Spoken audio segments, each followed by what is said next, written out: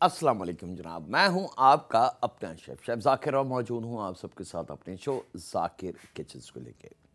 दो सफ़र हैं विदेशी। आप बिल्कुल कहें कि विदेशी है क्योंकि पाकिस्तानी खाने नहीं हैं, हमारे देसी खाने नहीं हैं, इसलिए हम इसको कहेंगे विदेशी। और मुल्क हमारा करीबी मलेशियन और मलेशियन स्टाइल की दो ऐसी डिशेस जो बड़ी कॉमन है, वहाँ पे बड़ी खाई जाती हैं। एक सी फूड की कॉम्बिनेशन में और एक चिकन को साथ लेके हमने बनाया है। आप चाहें तो चिकन की जगह फिश या प्रॉन्स का भी इस्तेमाल कर सकते हैं। सर्दियाँ हैं जनाब, थोड़ा सा सी फूड पे तवज्जो होनी चाहिए, बच्चों में ख़ास तौर पे रुझान होना चाहिए सी फूड की तरफ, क्योंकि अमूमन देखा गया कि बच्चे जो हैं वो सी फूड को बड़े शौक़ से नहीं खाते, बड़ा घबराते हैं। अब वो किस वजह से घबराते हैं ये समझने से कासिर वाली बात है। शायद उसकी स्मेल, शायद उसका जायका या कोई और वजह।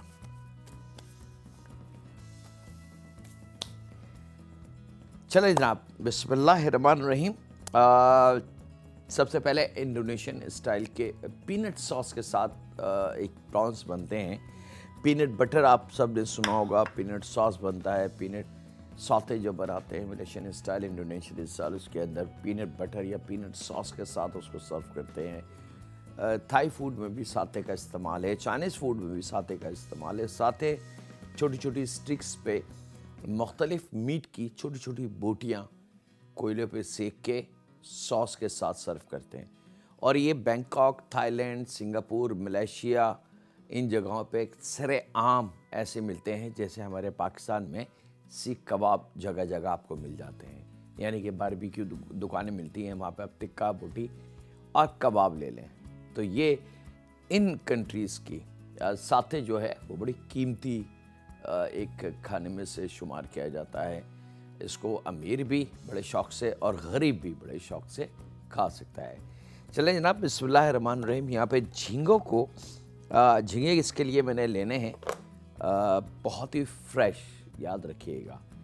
और इसकी 2-3 निशानियाँ हैं झींगे लेते वक्त, इस चीज़ का ख्याल रखें कि उसमें चिपचिपाहट बिल्कुल ना हो, कलर इसका बहुत ज़्यादा गुलाबी या पिंक कलर ना हो, और ये सख्त ना हो, नरम हो, बिल्कुल फ्रेशनेस के हिसाब से नरम हो, सख्त ना हो, रबड़ की तरह।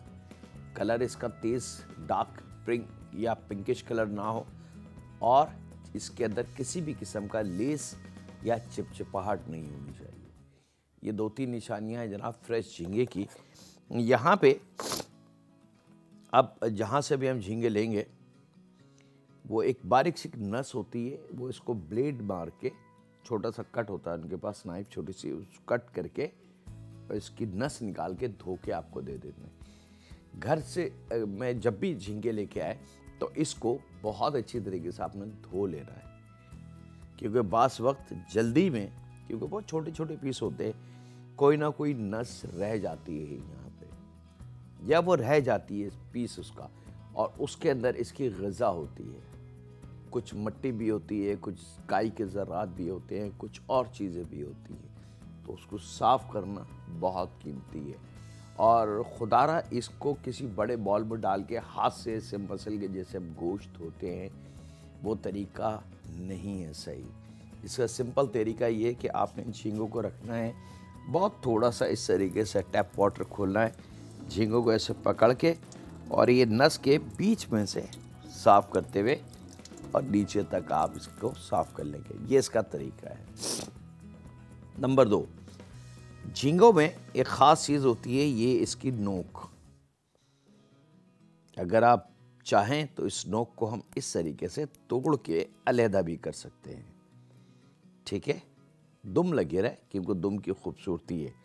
अच्छा, इस कांटे की, ये इसका हथियार है, यानी कि इस झींगे का एक ही असला जिसको कह लें आप, या औजार समझ लें अपने आप की बचाव के लिए, वो ये एक ही चीज़ है। और इसमें अल्लाह ताला ने थोड़ा सा जहर रखा है, और जहर भी ऐसा रखा है कि ये चुभेगा और वो हिस्सा पकेगा ज़रूर, और कई दिन तक आपको तकलीफ रहेगी। तो कोशिश करें या तो इसको निकाल दें, और या फिर धोते वक्त इसको इस तरीके से गोश्त की तरह ना मसलें। अगर कोई एक कांटा हाथ पे लग गया तो बड़ा नुकसान हो सकता है। अब यहाँ पे थोड़े थोड़े से कट लगा के हमने इसको, इसकी जो सेंटर की एक नस होती है, वैन होती है जो पीठ की तरफ होती है, ये यहाँ से कट लगा हुआ है, ये याद रखिएगा, यहाँ से कट लगा हुआ है, तो इसको आपने टर्न करना है, और यहाँ जो अंदर इसके बिल्कुल टर्न हुआ है, वहाँ से आपने इसको हल्के हल्के से इस तरीके से कट लगा के रखते जाना है। इससे फ़ायदा ही क्या होगा कि झींगा फ्राई के वक्त मुड़ेगा नहीं। और वो जो अक्सर बड़े होटलों में आप देखते हैं कि बड़े बड़े झींगे हमें नज़र आते हैं, तो हम कहते हैं वाह क्या बड़ा साइज़ है। असल में वो बड़े साइज़ नहीं होते, उनके पीछे ये ट्रिक होती है जिससे हम झींगे को बड़ा कर सकते हैं। तो यहाँ पे जनाब बिस्मिल्लाहिर्रहमानिर्रहीम के साथ हमने कटिंग शुरू कर दी, और मैं इसको मज़ीद रेडी करता हूँ और आपसे ज़्यादा चाहता हूँ छोटे से ब्रेक की। तो मिलते हैं लम्हों के ब्रेक के बाद।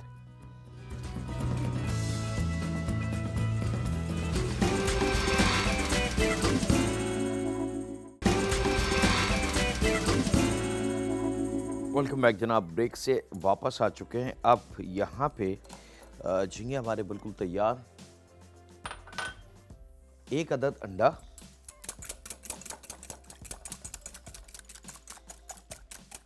खूब अच्छी तरीके से इसको हमने फेंट लेना है।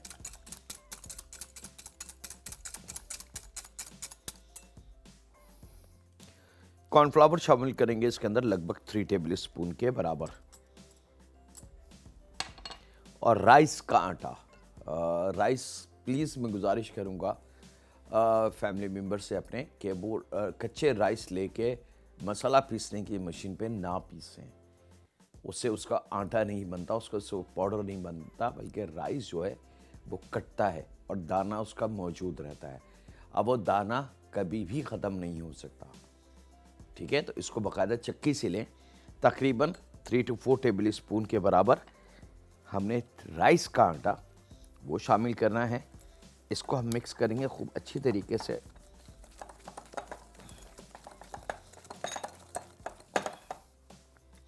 यहाँ पे जनाब 1 चाय की चमची के बराबर लहसुन का पेस्ट,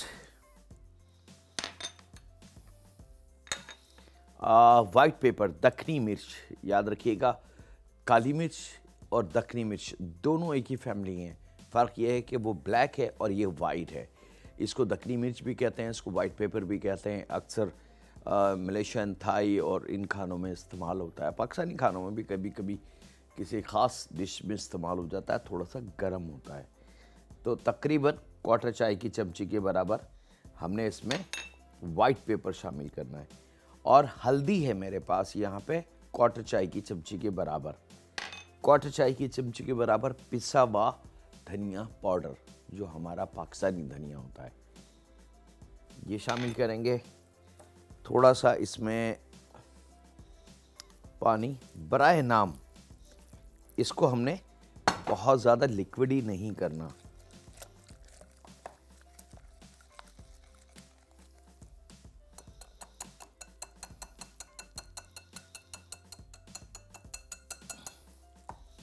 और अब इसको खूब अच्छी तरीके से आपने मिक्स कर लेना है। ये गाढ़ा सा पेस्ट तैयार होगा। याद रखिएगा वाटरी बिल्कुल ना हो, पानी बराए नाम शामिल होगा इसके अंदर सिर्फ, ताकि थोड़ा सा नरम हो जाए। मैं अभी इसको जब फाइनल हो जाएगा तो आपको दिखाता हूँ। उसके बाद जायके के हिसाब से नमक,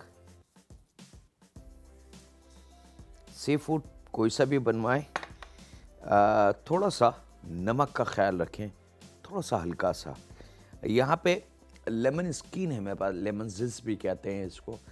हल्का सा लेमन का जो ऊपर का छिलका होता है उसको कद्दूकस कर लें बराए नाम, और क्वार्टर चाय की चमची खुशबू के लिए।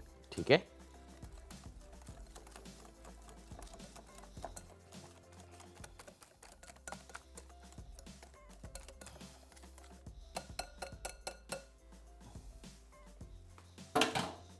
अब जनाब आपने ये झींगे इस पे बड़े तरीके से आपने रखने हैं, याद रखिएगा। इस चीज़ से ख्याल रखिएगा कि दुम जो है उसका जो कांटा है वो आपके हाथ को डिस्टर्ब ना करे। और आप चाहें तो बहुत आसान है इसको तोड़ना, अगर दिल में डर हो कि नहीं जी खुदा ना खासा बच्चे ना खा जाएं या कोई ऐसी बात हो, तो दुम के ये जो पर होते हैं ज़रा सा इसको थोड़ा सा दबाएंगे तो ये सामने आपको कांटा बिल्कुल वाज़े तौर से नज़र आ जाएगा आपकी आँख को। मेरा ख्याल से हाँ ये कैमरा सही है, ये बिल्कुल नज़र आ जाएगा। भाई इसको ऐसे इसकी नोक पकड़े और ज़रा सा इसको दबाएंगे तो ये कांटा इससे अलहदा हो चुका है। अब ये झींगा बिल्कुल सिक्योर है, सेफ है। ठीक है जी,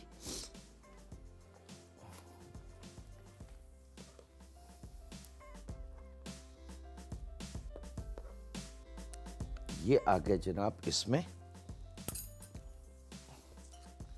टेबल स्पून या किसी भी स्पून से आपने इसको ज़रा सा मिक्स कर देना है। यहाँ लेंगे धनिया, आप पासली भी ले सकते हैं।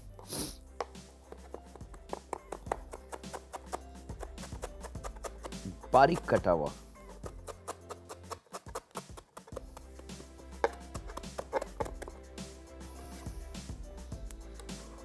क्वार्टर कटी धनिया,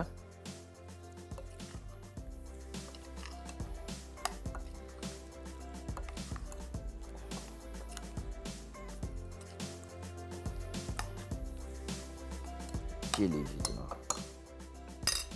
ये तमाम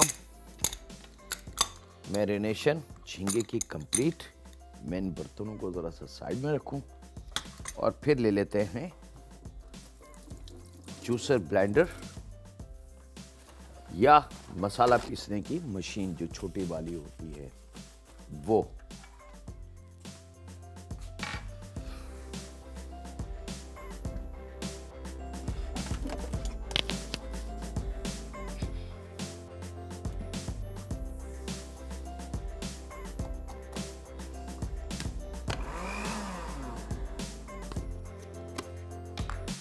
यहाँ पे मेरे पास मौजूद है जनाब बादाम, तकरीबन 50 ग्राम बादाम को बाल के और उसको छील लें और वो छिले हुए बादाम यहाँ पे आपने मसाला पीसने की मशीन या जूसर ब्लेंडर, और 50 ग्राम के बराबर मूंगफली है छिली भी, जो भुनी भी आपको बाज़ार से आसानी से मिल जाती है। अगर कच्ची आप लेते हैं तो फिर उसको आपको भूनना पड़ेगा, याद रखिएगा। तो भुनी हुई मूंगफली ले लें, वो इसमें शामिल करेंगे।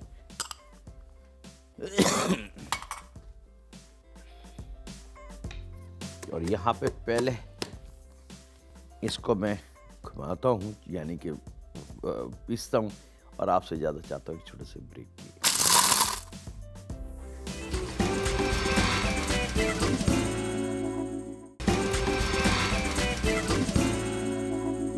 वेलकम बैक जनाब, ब्रेक से वापस आ चुके हैं। अब यहाँ पे जो 50 ग्राम मेरे पास बादाम और 50 ग्राम मूंगफली थी, उसको हमने जूसर ब्लेंडर पे या मसाला पीसने की मशीन में आपने इसको बारीक पीस लेना है।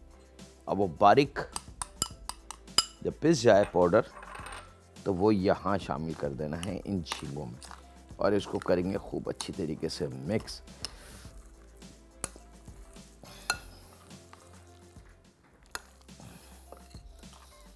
बस इसको हाथ मत लगाइएगा, हाथ से मैरिनेशन नहीं होती इनकी। अब आप देख सकते हैं कि इसके अंदर दिखा रहा हूँ आप लोगों को उठा के ताकि आसानी हो जाए। इसमें अब कोई चीज़ पानी की तरह टपक नहीं रही, ड्रॉप नहीं हो रही, बस ये थिकनेस इसकी होनी चाहिए, तो फिर रिज़ल्ट ओके है। जब ये हो जाए जनाब, अब चूल्हे की बारी।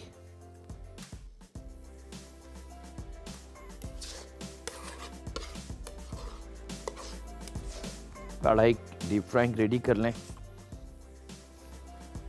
झींगे की कुकिंग टाइमिंग कई दफ़ा हम शेयर कर चुके हैं, बता चुके हैं, 2 से ढाई मिनट होती है। अगर जंबो प्रॉन्स है बड़ा वाला, मोटा वाला, तो उसके 3 साढ़े 3 मिनट लगते हैं, लेकिन उसके अंदर 2 मिनट फ्राई करने के बाद उसको निकाल लें, फिर गैप दे के 30-40 सेकेंड का गैप दे के तेल गरम करके फिर दोबारा उसमें डालें। ये इसकी ट्वाइस ट्रिक होती है अगर जंबू बड़ा वाला झींगा है। इस साइज़ का झींगा, जो छोटे झींगे होते हैं या मीडियम साइज़ के स्मॉल झींगे होते हैं, वो स्ट्रेट आप फ्राई कर सकते हैं। टाइमिंग 2 से ढाई मिनट, इससे ज़्यादा नहीं। इससे ज़्यादा अगर आप इसको फ्राई करेंगे तो फिर आप झींगे को एंजॉय नहीं कर सकते, खा नहीं सकते, क्योंकि वो इतना ज़्यादा सख्त और ख़राब हो जाएगा कि आपको बिल्कुल उसका मज़ा नहीं आएगा। अच्छा जनाब, मैं इंतज़ार कर रहा हूँ थोड़ा सा तेल हमारा रेडी हो जाए, जब तक हम दूसरा सफ़र की तैयारी कर लें कि कोई टाइम को ज़रा सा सेव करना है। दूसरा सफ़र है मेरे पास, very special Malaysian style noodles. इसके लिए चिकन को लेयर फॉर्म में काटना है।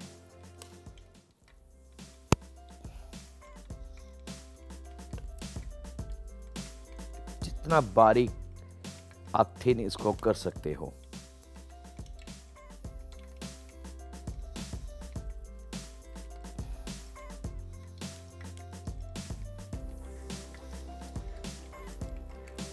जी लीजिए जनाब।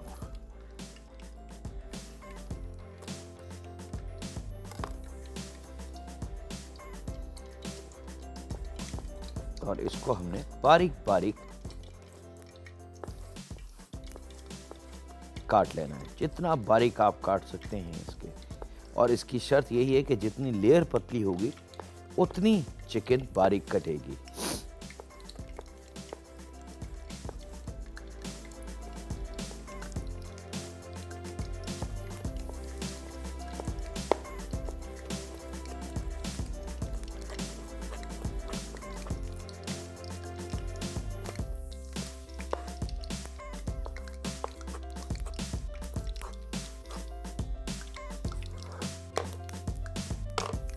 अच्छा जी, ऑयल हमारा ऑलमोस्ट रेडी। तो हम इसमें ये झींगे आप एक एक दो दो करके इस तरीके से ऑयल में फ्राई कर सकते हैं।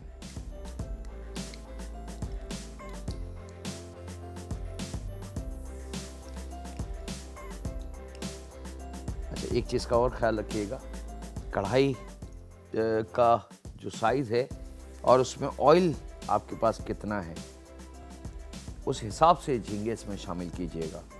ये ना हो कि आप एक ही वक्त में सारे फ्राई करने की कोशिश करें, तो उससे फ्राइंग की जो ताकत या लुक होती है वो ख़राब हो जाती है, और वो फिनिशिंग, वो लुक नहीं आ पाती है हमारी प्रोडक्ट पे जो हम लाना चाहते हैं।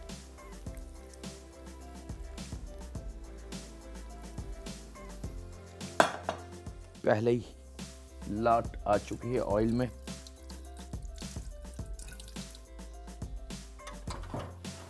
बहुत स्पेशल कोई घर में दावत हो और आप चाहते हो कि कुछ ऐसा खाना, कुछ ऐसी फ्राई की चीज़ें जिससे आपके घर वाले और मेहमान कहे कि वाकई मज़ा आ गया, उसमें से अच्छे नंबरों में इस झींगे का शुमार होता है। पीनट फ्लेवर के साथ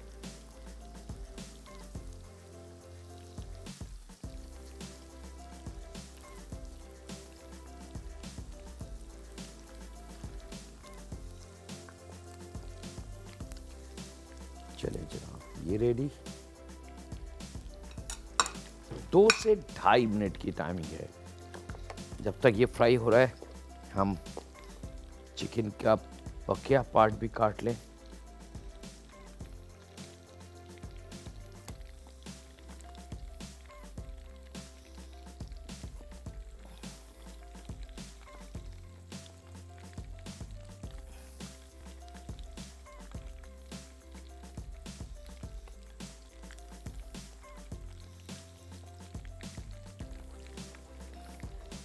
खुशबू आपको मूंगफली की और बादाम की आना शुरू हो जाएगी जैसे ये तैयार होगा। अब आपकी मर्जी है कि आप इसको किसी सॉस के साथ सर्व करें या पीनट बटर के साथ सर्व करें। बड़े मज़ेदार से झींगे हैं और एक यूनिक सा जायका है। धनिया पाउडर जो हमने इसमें इस्तेमाल किया वो जायका गायब हो गया और जहन मेहमान या आने वाले का या खाने वाले का ये मान ही नहीं सकता कि इसमें धनिया पाउडर है, यह हल्दी है।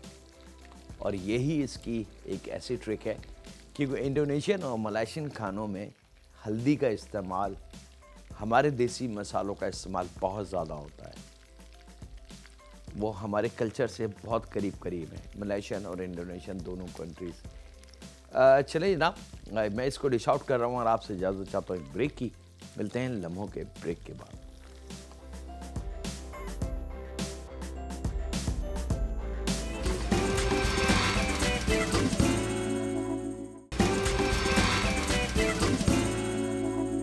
वेलकम बैक जनाब। ब्रेक से वापस आ चुके हैं। जो पहला लॉट थी वो आ चुकी है फ्राई की। दूसरी लॉट जो बचे हुए झींगे थे वो भी हमने शामिल कर दिए ताकि ज़रा प्लेट भरी भरी नज़र आनी चाहिए। यहाँ पे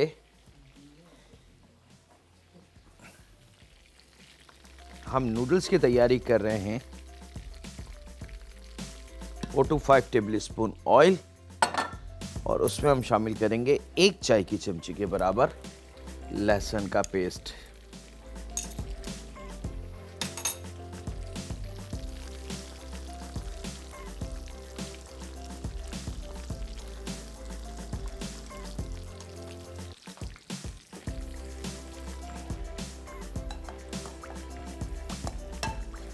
और लहसुन को थोड़ा सा पकाने के बाद हम इसमें चिकन शामिल कर देंगे।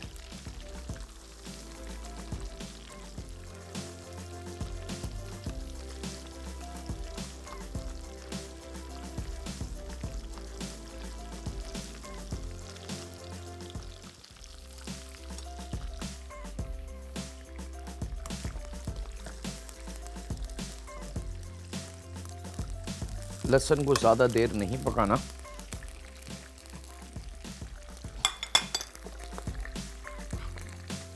तो और अब ये चिकन इसमें हमने शामिल कर देंगे।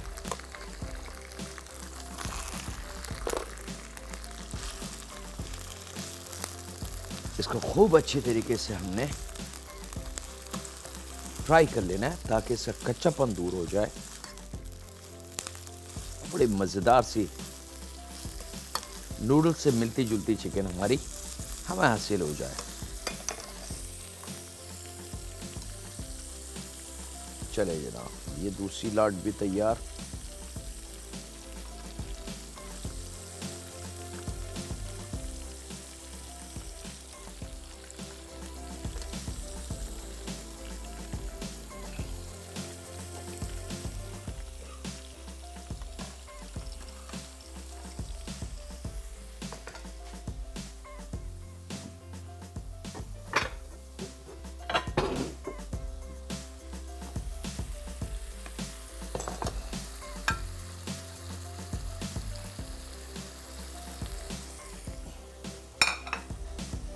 ये आपके पीनट्स फ्लेवर फ्राइड प्रॉन्स बिल्कुल तैयार हैं। यहाँ पे आ जाते हैं जनाब अपने नूडल्स के सफ़र पे। चिकन को खूब अच्छी तरीके से फ्राई हमने करना है ताकि इसका जायका, खुशबू लहसुन की बड़ी अच्छे से चिकन में शामिल हो जाए और चिकन कहीं से कच्ची ना रहे। अच्छा जनाब, यहाँ पे मेरे पास मौजूद है वेजिटेबल, 2 मोटी वाली हरी मिर्च, अगर मोटी हैं और साइज़ में छोटी हैं तो फिर 4 से 5 अदद भी हम इस्तेमाल कर सकते हैं। चॉपर मशीन में 1 अदद दरमियानी प्याज,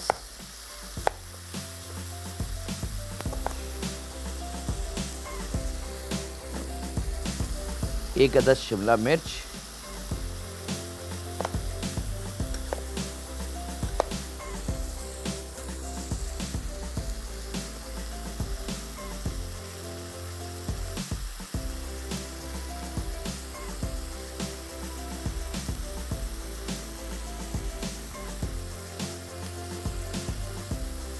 साइड ट्रैक का वाइट जो हिस्सा होता है वो ज़रूर निकाल दिया करें।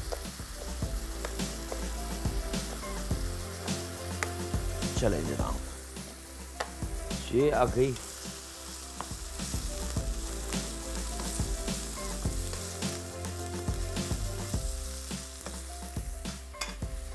गाजर। एक दरमियानी टुकड़ा ले लें या एक छोटी गाजर ले लें।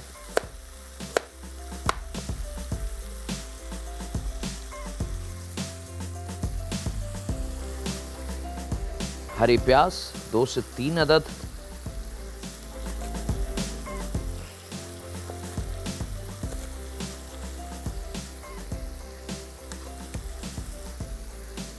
और बंद गोभी 1/4 ले लें,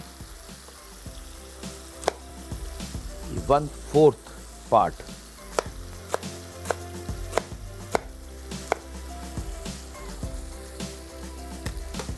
और इस तमाम वेजिटेबल को अब आपने बारीक पीस लेना है।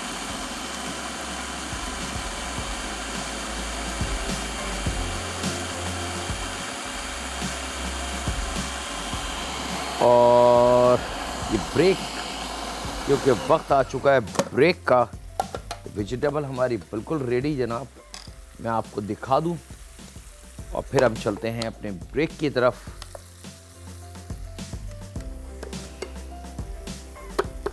ये लीजिए जनाब, ये रेडी है हमारे पास वेजिटेबल। वक्त एक छोटे से ब्रेक का, मिलते हैं लम्हों के ब्रेक के बाद।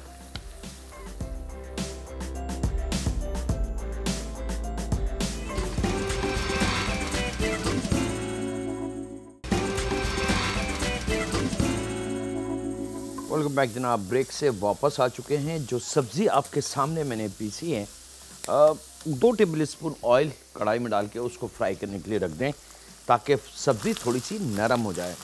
यहाँ पे हमारे जो चिकन थी वो बड़े मज़ेदार सी फ्राई हो चुकी है।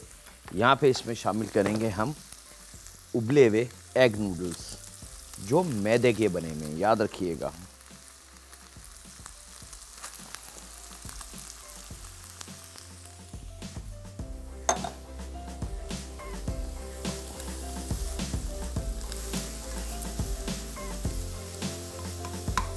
बहुत थोड़ा सा पानी,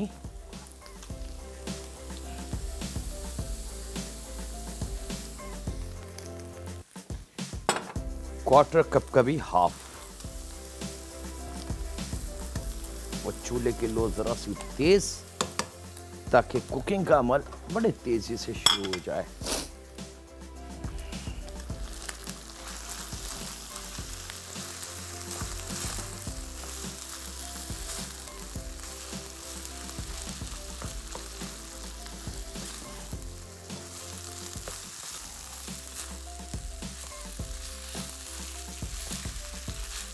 चिकन और नूडल जब अच्छी तरीके से मिक्स हो जाए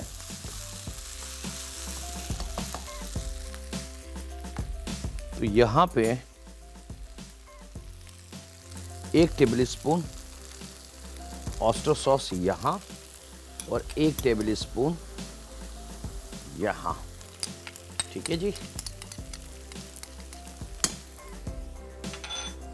इसी के साथ Worcester 1 tablespoon, 1 tablespoon chilli garlic sauce 1 tablespoon, 1 tablespoon, यानी कि तीनों sauce, chilli garlic sauce, Worcester and oyster, तीनों 1-1 टेबल स्पून इंडिविजुअली हमने डिवाइड कर देने हैं। उसके बाद जायके के हिसाब से यहाँ नमक, जायके के हिसाब से थोड़ा सा यहाँ नमक।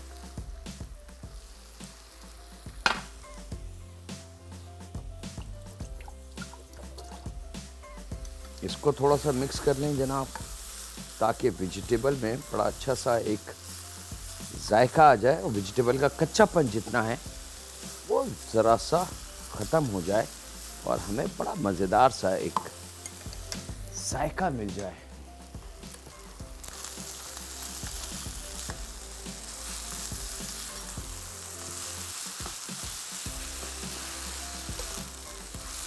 बहुत हल्का फ्लेवर होगा सॉस का। याद रखिएगा ये ना हो कि बहुत ज़्यादा आपने सॉस इसमें डालने की कोशिश करी।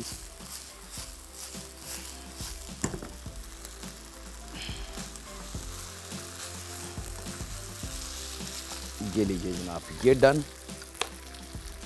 इसका चूल्हा मैं बंद कर देता हूँ। यहाँ पे थोड़ा सा ब्लैक मशरूम, ये ऑप्शन है आपके पास, आप चाहें तो यूज़ कर लें, आप चाहें तो यूज़ ना करें। अक्सर पाकिस्तानी घरों में ये कहा जाता है कि जी ये मशरूम अच्छे नहीं होते या मकरूह हैं या इससे रिलेटेड कोई चीज़ है। ऐसा नहीं है जनाब, ये एक आम वेजिटेबल है कुदरती तौर से। जैसे धनिया पुदीना ज़मीन से उगता है, ये भी ज़मीन से दरख्तों में, काई में और नमी वाली जगह पे जहाँ पे बारिश ज़्यादा होती है वहाँ ज़्यादा पाए जाते हैं और बहुत अच्छी ताकत रहती है इसमें। फाइनल ब्लैक मशरूम,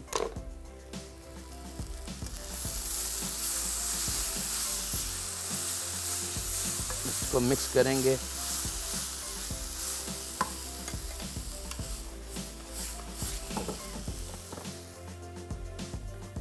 ये रेडी।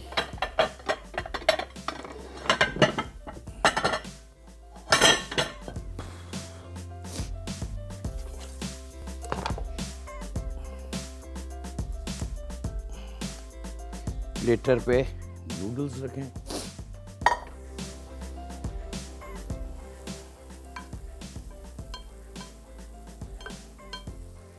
और इसके ऊपर आपने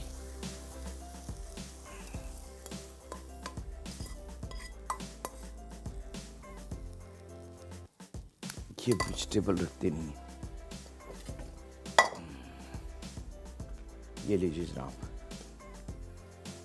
Indonesian style very special chicken vegetable noodles और साथ में पीनट फ्लेवर फ्राइड प्रॉन्स।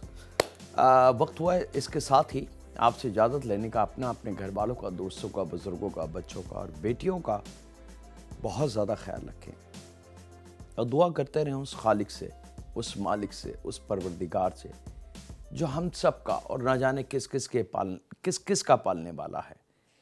ना जाने उसके पास कौन कौन सी मखलूक है, समंदर की तय गहराइयों में या आसमान के हज़ारों पर्दों के ऊपर। ऐ रब, तू सबका रब है, लेकिन हमें फ़ख्र है कि हम तेरे महबूब के उम्मती हैं। उस हवाले से हम तुझसे अपनी बख्शिश की दुआ करते हैं और तुझसे गुजारिश करते हैं कि तू हमसे राज़ी हो जा। हमारी कमाइयों में बरकत अता फरमा और हलाल रोज़ी में इजाफ़ा फरमा। ऐ रब, रहम फरमा हम पे, हमारे माँ बाप पे, हमारी औलाद पे, हमारी बेटियों पे, क्योंकि बेशक तू सबसे बड़ा रहीम, करीम और गफ़ूर है। अल्लाह हाफ़िज़। सुनने के बाद